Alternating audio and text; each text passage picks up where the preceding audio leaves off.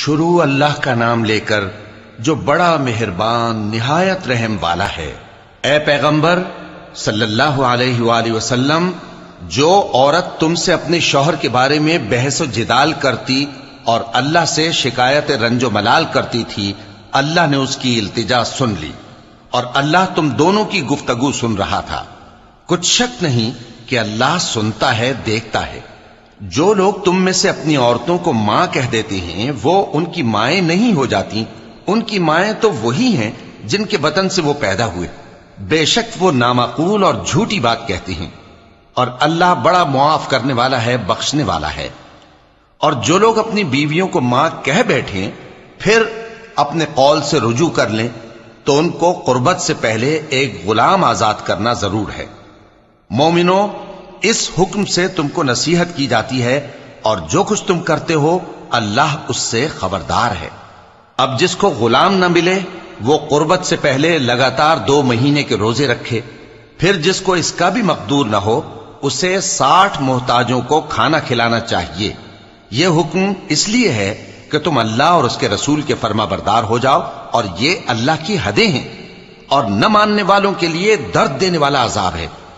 جو لوگ اللہ اور اس کے رسول کی مخالفت کرتے ہیں وہ اسی طرح ذلیل کیے جائیں گے جس طرح ان سے پہلے لوگ ذلیل کیے گئے تھے، اور ہم نے صاف صاف آیتیں نازل کر دی ہیں، اور جو نہیں مانتے ان کو ذلت کا عذاب ہوگا۔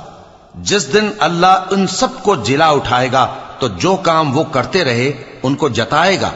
اللہ نے وہ سب کام لکھوا رکھے ہیں اور یہ ان کو بھول گئے ہیں، اور اللہ ہر چیز سے واقف ہے۔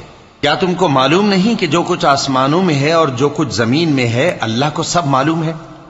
کسی جگہ 3 شخصوں کی سرگوشی ہوتی ہے تو اللہ ان میں چوتھا ہوتا ہے، اور جہاں 5 آدمیوں کی سرگوشی ہو تو وہ ان میں چھٹا ہوتا ہے، اور نہ اس سے کم یا زیادہ مگر وہ ان کے ساتھ ہوتا ہے، خواہ وہ کہیں ہوں۔ پھر جو جو کام یہ کرتے رہے ہیں قیامت کے دن اللہ سب ان کو بتائے گا۔ بے شک اللہ ہر چیز سے واقف ہے۔ اے پیغمبر صلی اللہ علیہ وآلہ وسلم، کیا تم نے ان لوگوں کو نہیں دیکھا جن کو سرگوشیاں کرنے سے منع کیا گیا تھا، پھر جس کام سے منع کیا گیا تھا وہی پھر کرنے لگے؟ اور یہ تو گناہ اور ظلم اور پیغمبر صلی اللہ علیہ وآلہ وسلم کی نافرمانی کی سرگوشیاں کرتے ہیں، اور جب تمہارے پاس آتے ہیں تو اللہ تعالیٰ کے بتائے ہوئے الفاظ کے بجائے دوسرے الفاظ میں تمہیں دعا دیتے ہیں، اور اپنے دل میں کہتے ہیں کہ اگر یہ واقعی پیغمبر ہیں تو جو کچھ ہم کہتے ہیں اللہ ہمیں اس کی سزا کیوں نہیں دیتا؟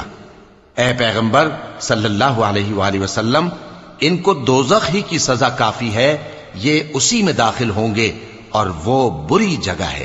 مومنو، جب تم آپس میں سرگوشیاں کرنے لگو تو گناہ اور زیادتی اور پیغمبر کی نافرمانی کی باتیں نہ کرنا، بلکہ نیکوکاری اور پرہیزگاری کی باتیں کرنا، اور اللہ سے جس کے سامنے جمع کیے جاؤ گے ڈرتے رہنا۔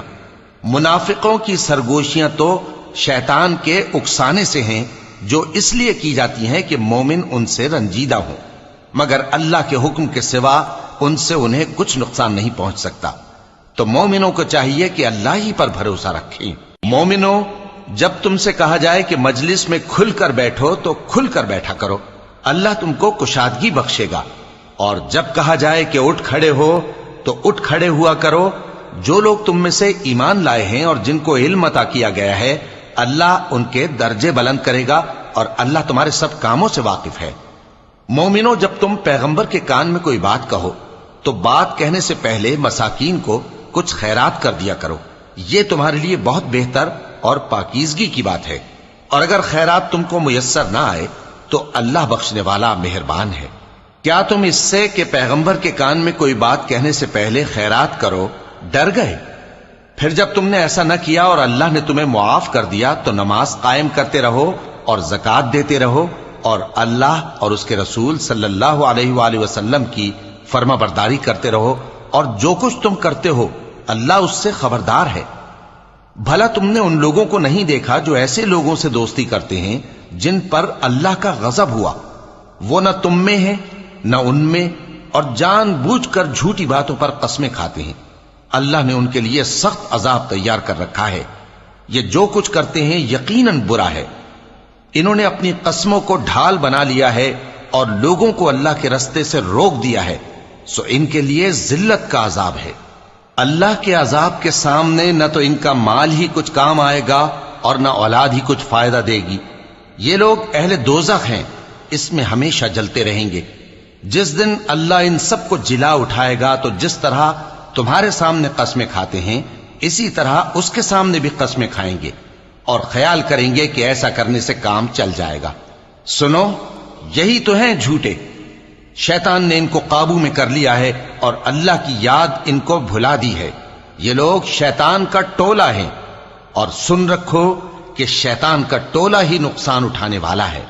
جو لوگ اللہ اور اس کے رسول صلی اللہ علیہ وآلہ وسلم کی مخالفت کرتے ہیں وہ نہایت ذلیل ہوں گے۔ اللہ نے یہ بات لکھ دی ہے کہ میں اور میرے پیغمبر ضرور غالب رہیں گے۔ بے شک اللہ زور آور ہے، صاحب اقتدار ہے۔ جو لوگ اللہ پر اور روز قیامت پر ایمان رکھتے ہیں تم ان کو اللہ اور اس کے رسول صلی اللہ علیہ وآلہ وسلم کے دشمنوں سے دوستی کرتے ہوئے نہ دیکھو گے، خواہ وہ ان کے باپ یا بیٹے یا بھائی یا خاندان ہی کے لوگ ہوں۔ یہ وہ لوگ ہیں جن کے دلوں میں اللہ نے ایمان کو نقش کر دیا ہے اور اپنے فیض سے ان کی مدد کی ہے، اور وہ ان کو بہشتوں میں جن کے نیچے نہریں بہ رہی ہیں داخل کرے گا، جن میں وہ ہمیشہ رہیں گے۔ اللہ ان سے خوش اور وہ اللہ سے خوش۔ یہی لوگ اللہ کی جماعت والے ہیں۔ سن رکھو کہ اللہ کی جماعت والے ہی کامیاب ہوں گے۔